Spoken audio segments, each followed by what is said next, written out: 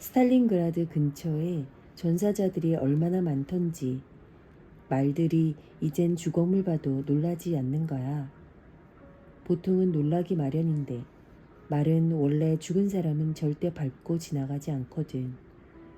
우리는 아군의 시신을 모두 모아들었어. 독일군의 시신도 사방에 흩어져 있었지. 꽁꽁 얼어붙은 채. 얼음처럼 차디찬 주검들이. 나는 운전병이라 포탄 상자들을 운반했어.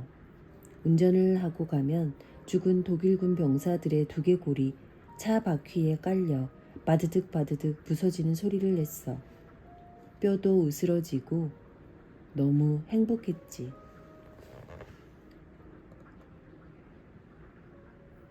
출판 검열관과 나눈 대화에서 그래요. 우리는 정말 어렵게 승리를 쟁취했소. 그래서 당신은 영웅적인 사례들을 써야만 하는 거요. 그리고 그런 예는 수백 가지도 넘어요. 그런데도 당신은 전쟁의 추악한 면만 보여주고 있어. 냄새나는 속옷만 보여줬단 말이오. 우리의 승리가 당신한테는 무섭고 끔찍한 것에 불과한 거요? 도대체 원하는 게 뭡니까? 진실들. 당신은 삶 속에 진실이 있다고 생각하는 것 같군요. 거리에 있다고 말이오. 당신이 말하는 건 진실은 천박해요. 지나치게 세속적이오. 아니, 진실은 우리가 꿈꾸는 바로 그것이요. 우리가 되고자 하는 그것.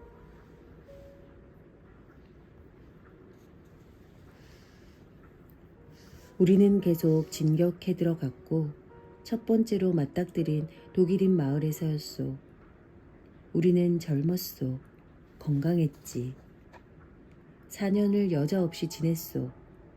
집집마다 지하실에 술이 있더군. 안주도 많고. 독일 여자들을 붙잡아 왔소. 그리고 한 여자를 10명이 차례로 덮쳤소. 여자가 부족하니 결국 병사들이 소비에트 군대를 몰래 빠져나가 어린 아이들을 붙잡아 오는 일까지 생겼소. 여자아이들을. 12살에서 13살 정도 되는 여자애들을 말이오. 아이가 울면 때리고 입 안에 아무거나 쑤셔 넣었소. 아이는 고통스러워하는데 우리는 그걸 즐겼지. 이제와 생각하면 도저히 이해가 안 돼요. 내가 어떻게 그런 짓을 할 수 있었는지. 지식인 집안 출신인 내가. 하지만 그게 나였소. 딱 한 가지 두려운 게 있다면 그건 나중에라도 여자 병사들이 우리가 한 짓을 알게 되는 것이었소. 우리 간호병들 말이오. 그녀들 보기가 부끄러웠소. 적의 포위망에 갇혔소. 숲속과 늪지대를 헤매고 다녔지. 나뭇잎도 먹고 나무 껍질도 먹었소. 이름 모를 풀뿌리 같은 것들도 캐먹고. 우리는 전부 5명이었는데 그 중에 이제 막 군대에 불려온 앳된 소년이 있었소. 그런데 밤에 내 옆에 병사가 이렇게 속삭이는 거요. 저 어린 녀석은 얼마 못 버틸 거야. 곧 죽을 거라고. 무슨 말이냐고 내가 물었소. 어떤 사람한테 들었는데 그 사람들이 수용소에서 도망쳐 나올 때 일부러 어린 녀석을 데리고 나왔대. 사람 고기도 먹을 수 있으니까. 그래서 결국 다들 목숨을 부지했다는 거야. 하지만 그 병사를 한 대 갈겨줄 힘도 없었소. 다음 날 우리는 빨치산을 만났소. 빨치산이 낮에 말을 타고 마을로 내려왔어. 촌장과 촌장 아들을 집에서 끌어내더군. 그리고 쓰러질 때까지 그들의 머리를 쇠막대기로 후려쳤어. 바닥에 고꾸라지자 완전히 숨이 끊어질 때까지 치고 또 치고. 나는 창가에 서서 그 광경을 모두 봤지. 빨치산 일행 중에 우리 오빠가 있었어. 오빠가 집으로 들어와 내 동생 하고 부르며 나를 안으려고 했어. 나는 비명을 질렀지. 가까이 오지 마. 오지 말라고. 이 살인자야. 그러고는 나는 말을 못하게 됐어. 한 달 동안 한마디도 하지 못했지. 오빠는 전사했어. 만약 오빠가 전사하지 않았다면 어땠을까? 살아서 집으로 돌아왔다면. 아침에 독일군 추격대가 우리 마을에 불을 질렀어. 숲으로 도망친 사람들만 목숨을 부지했지. 뭐라도 챙겨 나왔으면 좋았을 텐데 그럴 정신이 어딨어. 빈손으로 심지어는 빵 한 조각도 챙기지 못하고 아무것도 없이 도망쳤어. 달걀도 기름도 없었지. 밤에 우리 이웃인 나스차 아줌마가 자기 딸을 막 때리는 거야. 딸이 계속 운다고. 나스차 아줌마네는 애들이 5이었어. 큰딸 율레치카는 내 친구였고 율레치카는 몸이 약했어. 늘 병을 달고 살았지. 그리고 율레치카 밑으로 아들만 4이었는데 다 어리고 누나처럼 배가 고프다고 칭얼댔어. 그러자 나스차 아줌마가 그만 정신이 나가버렸지 뭐야. 우우우 괴상한 소리를 내고 밤에 율레치카가 아줌마에게 애원하는 소리가 들렸어. 엄마, 나 물에 빠뜨리지 마. 안 그럴게. 먹을 거 달라고 안 조를게. 다시는 안 그럴게. 다음날 아침 율레치카를 본 사람은 아무도 없었어. 나스차 아줌마, 우리는 마을로 다시 돌아왔어. 하지만 불타버린 마을이 온전히 남아있을 리 없었지. 나스차 아줌마는 며칠 뒤에 자기 집 마당에 까맣게 탄 사과나무에 목을 맸어. 곧 발이 땅에 닿을 듯이 그렇게 나무에 걸려 있었지. 아이들은 엄마 옆에 서서 계속 먹을 걸 달라고 보채고.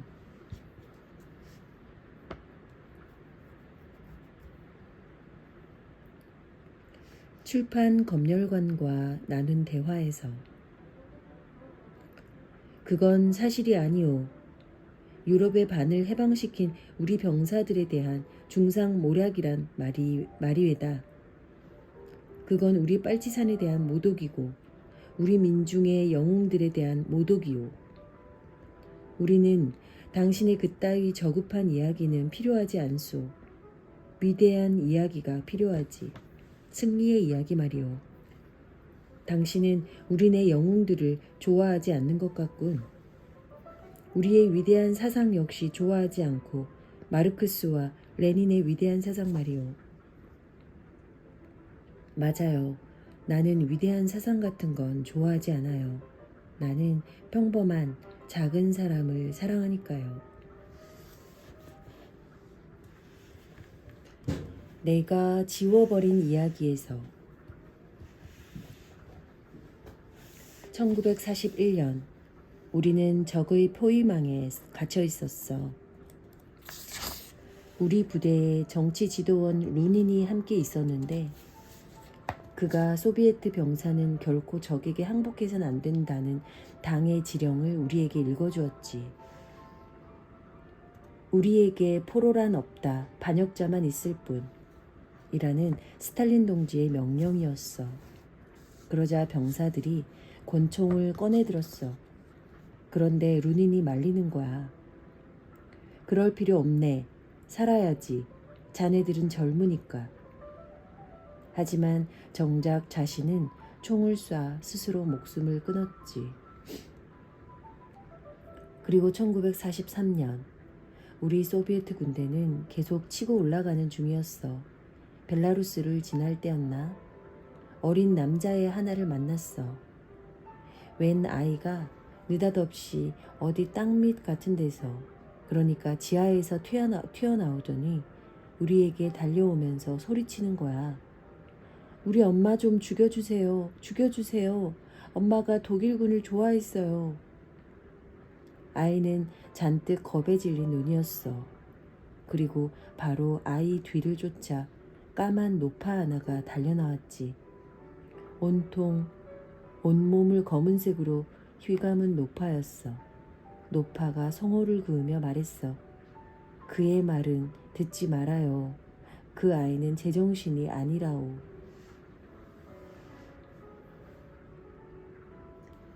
학교에서 나를 불렀어. 갔더니 피란 갔다가 돌아온 여선생이 나한테 이러는 거야.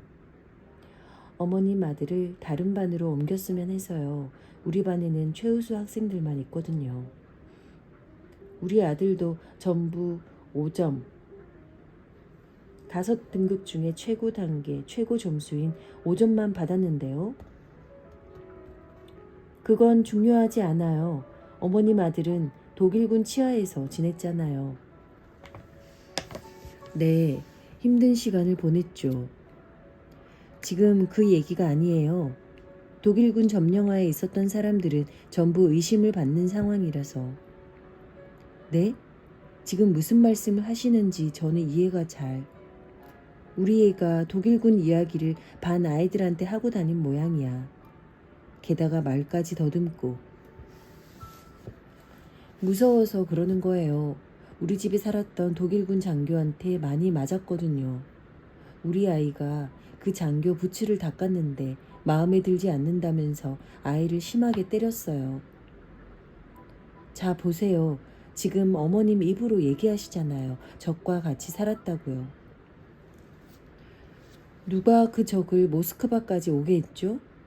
누가 우리하고 아이들만 여기 남겨두었냐고요. 나는 미친 사람처럼 소리를 질렀어. 그리고는 이틀을 두려움에 떨었지.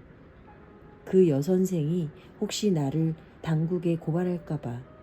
하지만 그 선생은 우리 아들을 자기 반에 그대로 남게 했어. 낮에는 독일군과 독일군 앞잡이 때문에, 밤에는 빨치산 때문에 우리는 늘 두려움에 떨었어. 빨치산이 마지막 암소마저 가져가버리는 통에 우리 집엔 고양이 한 마리만 남았지. 빨치산은 늘 배가 고팠고 난폭했어. 우리 소를 끌고 가길래 막 쫓아갔지. 10km쯤 따라갔을까. 제발 소를 돌려달라고 막 애원했어. 오두막에 아무것도 못 먹은 아이들 셋을 두고 왔다고. 그랬더니 죽이겠다고 위협하는 거야. 가라니까. 아줌마, 안 가면 쏴버릴 거야.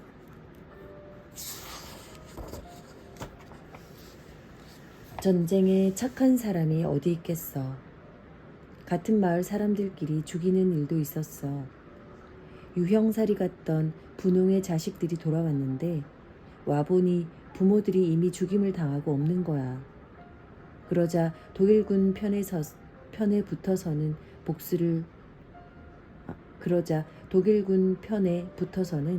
복수를 하기 시작했지. 또 한 사람은 늙은 학교 선생을 농가에서 쏴 죽였어. 바로 우리 옆집에 살던 선생이었어.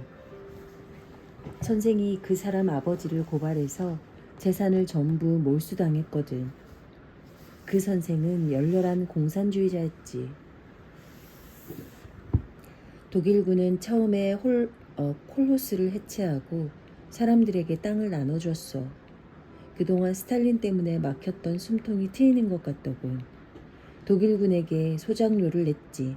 꼬박꼬박 착실하게 값을 지불했는데 이놈들이 나중에는 우리를 태워 죽이지 않겠어. 사람도 집도 다 불태우기 시작하는 거야. 가축은 멀리 쫓아버리고 사람들은 태워 죽이고. 나는 사람의 입에서 나오는 말이 무서워. 말은 정말 무서운 거야. 나는 마음을 착하게 써서 살아남았어. 누구한테도 해를 끼친 적이 없지. 불쌍하지 않은 사람이 없었으니까.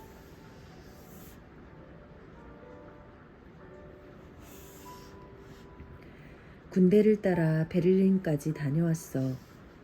2개의 명예훈장과 메달들을 가지고 집으로 돌아왔지. 집에서 3일을 지내고 나흘째 되는 날 다들 자고 있는데 이른 아침에 엄마가 나를 깨우더라고. 딸아, 내 짐은 내가 싸놨다. 집에서 나가주렴. 제발 떠나. 너한텐 아직 어린 여동생이 2이나 있잖아. 내 동생들을 누가 며느리로 데려가겠니?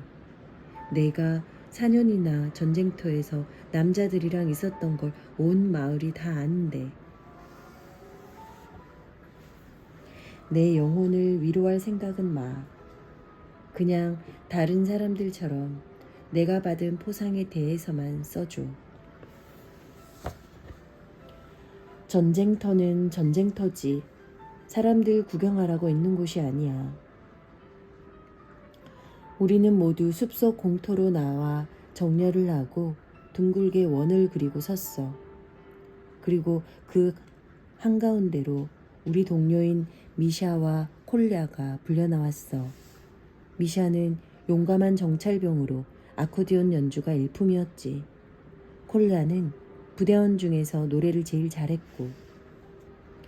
2사람의 죄상을 밝히는 판결문이 길게 낭독됐어.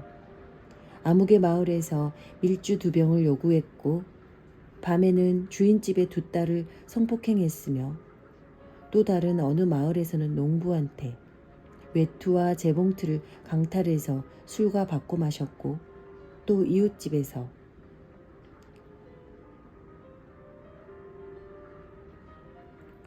총사령이 내려졌어. 총사령은 최종 판결이었고 항소의 여지도 없었지. 하지만 누가 동료를 쏘겠어? 우리는 말없이 서 있었어. 누가? 역시 아무도 나서지 않았어. 결국 지휘관이 직접 총을 쏴야만 했지.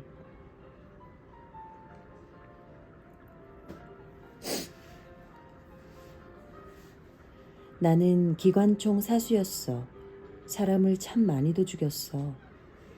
전쟁이 끝나고 나서도 한동안은 아이 낳기가 무서웠어.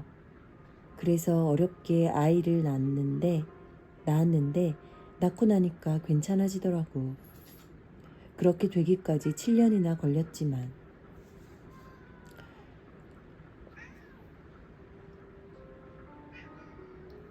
하지만 나는 아직 아무것도 용서하지 않았어. 용서가 안 돼. 포로로 잡힌 독일 군대를 봤을 때 정말 기뻤지.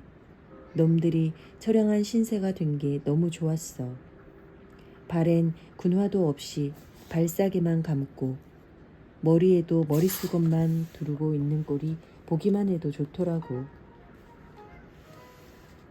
어느 마을을 지나는데 포로들이 빵을 구걸했어. 어머니, 빵 좀 주세요, 빵. 그러자 마을 농부들이 오두막에서 먹을 걸 가지고 와서 놈들에게 주는 거야. 누구는 빵 조각, 누구는 감자를 가져다 주는데 그게 나한테는 충격이었지. 큰 충격이었지. 사내 애들은 행렬 뒤를 따라가며 돌을 던지고 여자들은 눈물을 흘렸어. 어쩌면 나는 2개의 인생을 살았는지도 몰라. 하나는 남자의 인생, 다른 하나는 여자의 인생.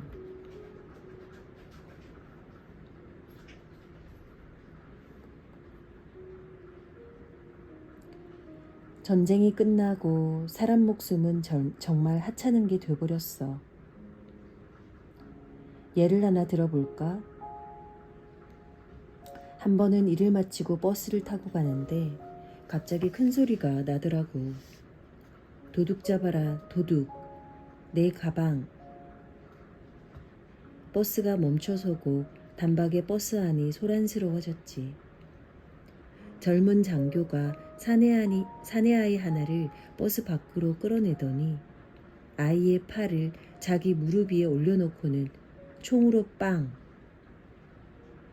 세상에, 아이의 팔을 두동강 내버리는 거야. 아이는 벌러덩 뒤로 나가 떨어지고 버스는 다시 출발했어. 아이가 그 지경이 됐는데도 아무도 나서는 사람이 없었어. 경찰을 부르는 사람도 없었고 의사조차 부르질 않았지. 장교는 보니까 가슴에 훈장을 주렁주렁 달고 있더군. 내릴 때가 돼 준비를 서두르는데 그 장교가 재빨리 버스에서 뛰어내리더니 내게 손을 내밀더라고. 아가씨 어서 내리시죠. 그런데 그렇게 정중할 수가 없는 거야. 그 일이 이제야 생각나다니. 그때 우리는 여전히 전쟁의 사람들이었고 전시의 규율에 따라 살고 있었지. 그런 사람들이 어떻게 인간적일 수 있겠어?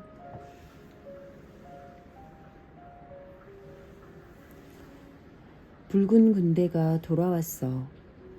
무덤을 파헤치고 총살당한 일가 부치들을 찾아도 된다는 허가가 떨어졌지. 옛 풍습에 왜 죽음 가까이 갈 때는 하얀 옷을 입어야 한다고들 하잖아. 흰머리 수건을 쓰고 흰 셔츠를 입어야 한다고. 그 말의 의미를 나는 아마 죽을 때까지 잊지 못할 거야. 사람들이 수놓인 하얀 머리 수건을 쓰고 하나둘 무덤으로 모여들기 시작하는데 온몸을 흰색으로 휘감고서 대체 하얀 옷은 다들 어디서 구했는지 몰라. 무덤을 파헤쳤어. 뭔가를 찾은 사람은 보고하고 가져가면 됐지. 그래서 누구는 팔을 손수레에 담아가고 누구는 달구지에 머리를 실어가고 사람 몸이란 게 땅속에선 오래 온전히 놓여있질 못해. 거기서 온통 서로 뒤섞여 버리더군. 진흙과도 섞이고 흙 모래와도 섞이고.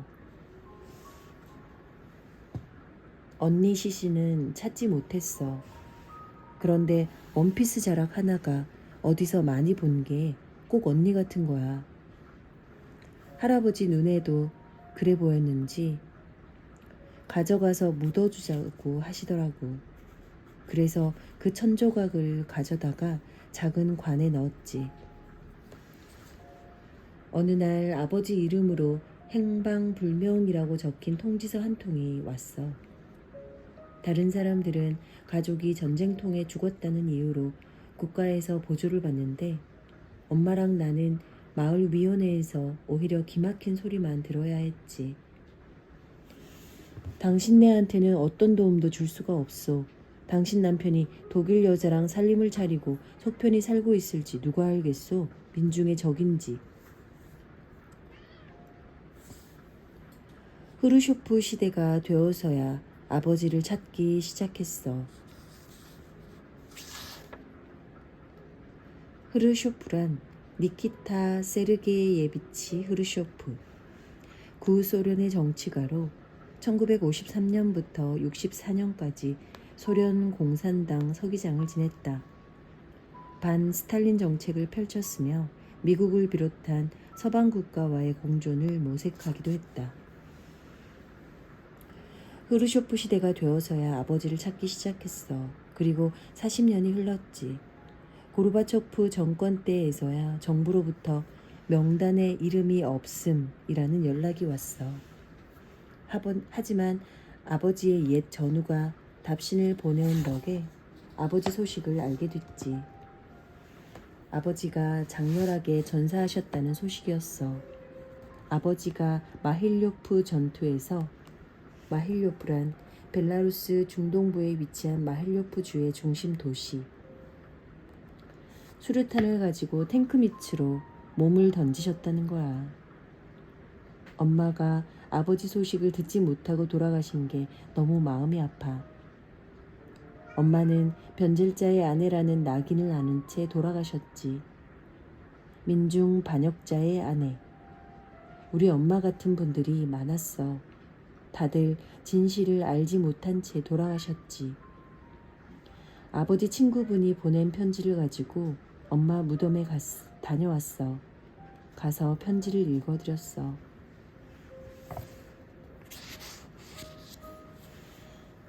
많은 사람들이 믿었어. 전쟁이 끝나면 모든 게 달라질 거라고. 스탈린은 자신의 민중을 믿을 거라고. 하지만 전쟁은 끝난 게 아니었어. 군용 열차들은 이미 마가단으로 향했지.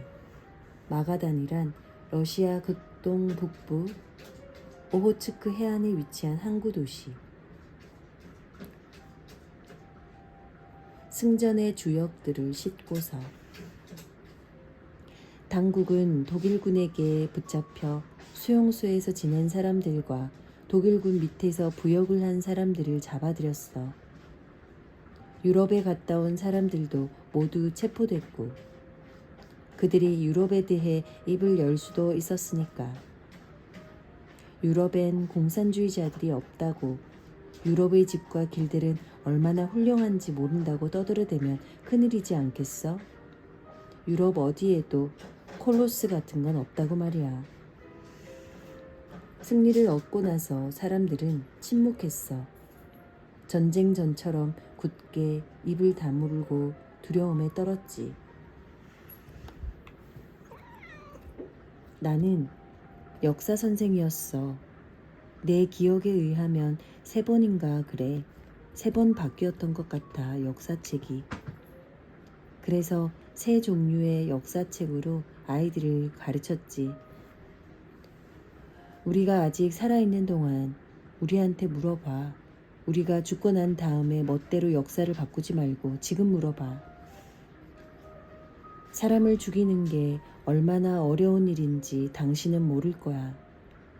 나는 지하 공작원이었어. 반년 후에 임무를 하나 받았는데 독일군 장교 식당에 여종업원으로 잠입하는 거였지.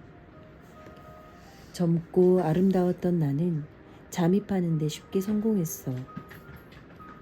수프 냄비에 독을 풀고 그날로 바로 빨치산에 합류하는 게 내 임무였어. 하지만 나는 그들에게 이미 친밀감을 느끼고 있었지. 아무리 그들이 적군이라도 매일 얼굴을 보고 나에게 당쾌쉔 하는데 죽이는 게 어디 쉽나. 살인은 쉬운 일이 아니야. 어찌 보면 죽이는 게 죽는 것보다 더 끔찍하지. 나는 평생 역사를 가르쳤어. 하지만 이 일은 어떻게 이야기해야 할지 언제나 답을 찾지 못했어.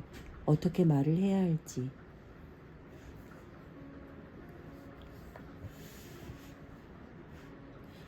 나에겐 나만의 전쟁이 있었다. 나는 나의 주인공들과 긴 여정을 지나왔다. 나도 그네들처럼 오랫동안 우리의 승리가 2 얼굴을 가졌다는 사실을 믿지 못했다. 하나는 아주 멋진 얼굴, 다른 하나는 무시무시한 얼굴. 하지만 둘 다 흉측한 상처투성이라 봐줄 수가 없다. 육탄전에서는 상대방을 죽일 때 상대의 눈을 보게 돼. 그건 폭탄을 떨어뜨리거나 참호에 숨어서 총을 쏘는 것과는 다른 일이지. 그네들이 들려준 말이다. 어떤 사람의 이야기를 듣는 것, 그가 사람을 죽이고 죽어간 이야기를 듣는 것은 상대의 눈을 바라보는 것과 같다.